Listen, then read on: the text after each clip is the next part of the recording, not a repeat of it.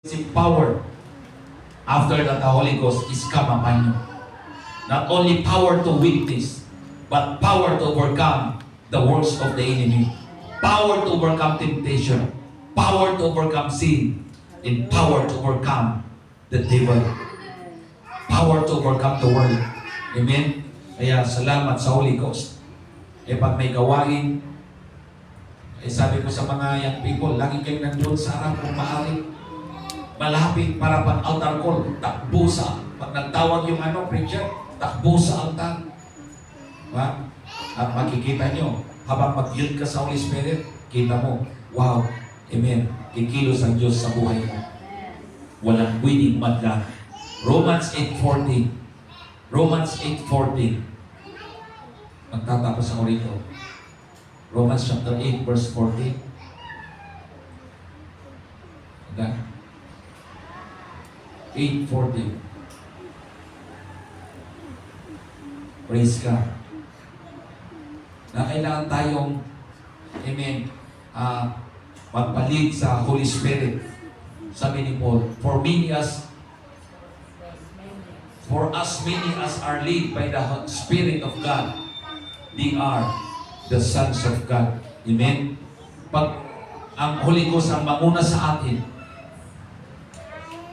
hindi ka dadalhin sa ikapapahamak mo.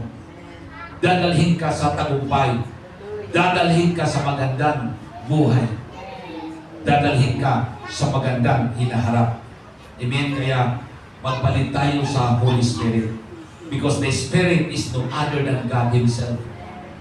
God is a Spirit. That's why we need to love the Spirit of God, the presence of God. Amen. Huwag niyo papaintulot na hindi kayo mapuspos. Hindi tayo mapupuspos kung hindi natin i-design. Praise God. Hindi tayo perfect, pero nakita ko sa buhay ko that the more you desire the presence of God, the more you overcome trials, the more you overcome temptations. Amen. The more you see the hands of God nagkikilos sa buhay mo. Amen. Kaya, praise God. Pray na muling ibalik ni Lord yung aking, amen, dalangin noon.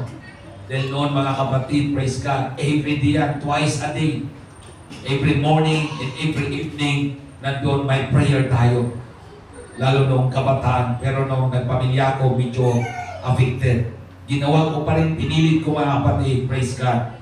Amen. At hindi man natin magawa yung twice a day, yung morning and evening, dahil minsan sa kapaguran, at least, meron tayo prayer. Amen? Praise God. So, gusto natin magtagumpay? Ang sikreto, faith in God. Dependence on Jesus Christ. Amen? Praise God. And we need His Word through prayer and walking in the Holy Spirit. Praise God. At ito'y may apply natin sa ating buhay.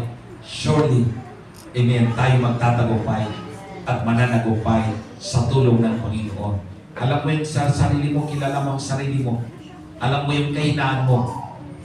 But, if we depend on God, depend on His Word in Holy Spirit, praise God, magtatagumpay tayo. Amen? Lalo sa mga araw na ito, tayo nasa 5 araw, ang tutuyan talagang nagdudubot tayo magkaaway,